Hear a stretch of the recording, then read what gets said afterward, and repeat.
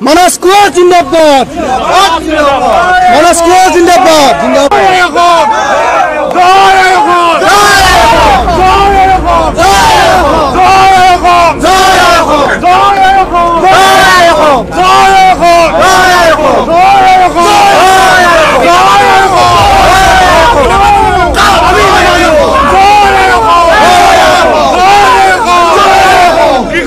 Zindabad! Zindabad! Mukti Zindabad! Zindabad! Zindabad! Umadun tarak kabutong ram Zindabad! Zindabad! Zindabad! Umadun tarak kabutong ram Zindabad! Zindabad! Zindabad! Inkab Zindabad! Zindabad! Zindabad! Joyeko! Joyeko! Joyeko!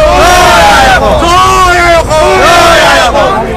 Kamina mano! Kamina mano! Kamina mano! Kamina mano! Kamina mano! Batil hoba lagibo! Batil holke hongam cholibo! Inkab Zindabad! Zindabad! Zindabad!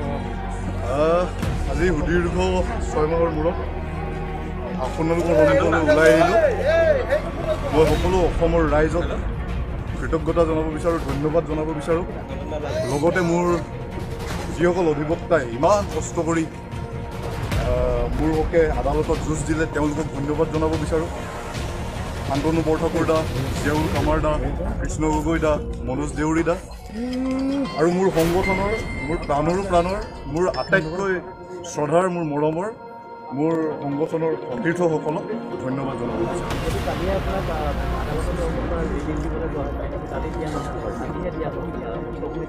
হয় আপোনালোকে জানে যে কালি মোৰ release order আহি গৈছিল release order অহাৰ পিছত তেওঁলোকে মোক উলিয়াই দিয়া নাই মোৰ 3বাৰ কোভিড টেষ্ট কৰিলে 3বাৰে মোৰ নিগেটিভ আহিলে তাৰপিছতো তেওঁলোকে মোক উলিয়াই নিদিলে তো এইটোৱে কি সূচাইছে যে দেশত আৰু গণতন্ত্ৰ বুলি বস্তুটো নাই দেশত আৰু কথা কোৱাৰ অধিকাৰ নাই দেশত আৰু চিন্তা কৰাৰ অধিকাৰ নাই দেশত আৰু কোনো সমালোচনা কৰাৰ অধিকাৰ নাই দেশত আৰু প্ৰতিবাদ কৰাৰ অধিকাৰ নাই এতিয়া ফেচিবাদ চলি আছে এতিয়া ৰাষ্ট্ৰ চৰকাৰ দল আৰু ব্যক্তি একে হৈ গুচি গৈছে তাৰ মানে ফেচিবাদে চূড়ান্ত ৰূপ লৈছে আৰু ইয়াৰ উদাহৰণ মই নিয়াৰ জিম্মাত থকাৰ পৰা আৰম্ভ কৰি গোটেই প্ৰচেছটোত যিমান মই ফেচ কৰিলোঁ যিমান মুখামুখি হ'লোঁ তাৰ দ্বাৰা এইটোৱে প্ৰমাণ হয় দেশত এতিয়া সাম্প্ৰদায়িক ফেচিবাদে উগ্ৰৰূপ লৈছে নিয়াৰ NIA নিচিনা এজেঞ্চি এটাত যদি RSSৰ মানুহ বহাই যদি ন্যায়পালিকাত RSSৰ মানুহ বহাই যদি সমগ্ৰ ব্যৱস্থাটোত কেৱল RSS আৰু BJPৰ মানুহ বহাই থৈ দিয়ে তেতিয়াহ'লে আৰু বুজিবলৈ বাকী নাই এইখন দেশত আৰু গণতন্ত্ৰ বুলি একো বস্তু নাই এইখন দেশত প্ৰতিবাদ কৰাৰ কোনো অধিকাৰ নাই এইখন দেশত কথা কোৱাৰ কোনো অধিকাৰ নাই এইখন দেশত সমালোচনা কৰাৰ অধিকাৰ নাই আৰু যিসকলে প্ৰতিবাদ কৰিব যিসকলে সমালোচনা কৰিব যিসকলে চৰকাৰৰ বিৰুদ্ধে কথা ক'ব আৰু চৰকাৰ আৰু ৰাষ্ট্ৰ এতিয়া একে নিচিনা কৰি পেলাইছে চৰকাৰৰ বিৰুদ্ধে যেতিয়া কথা কোৱা হ'ব তেতিয়াই তেওঁলোকক দেশদ্ৰোহী ৰাষ্ট্ৰদ্ৰোহী আখ্যা দিব যিটো কথা কোনো গণতন্ত্ৰ প্ৰেমী গণতন্ত্ৰ মূল্যবোধত বিশ্বাসী ভাৰতৰ সংবিধানত বিশ্বাসী কোনো মানুহে মানি ল'ব নোৱাৰে আৰু ঠিক যেনেকৈ আমি কা মনা নাছিলোঁ ঠিক যেনেকৈ আমি চিটিজেনশ্বিপ এমেণ্ডমেণ্ট বিল মনা নাছিলোঁ বা চিটিজেনশ্বিপ এমেণ্ডমেণ্ট এক্ট মনা নাই ঠিক তেনেকৈ এই মুহূৰ্তৰ পৰাই আজিৰ পৰাই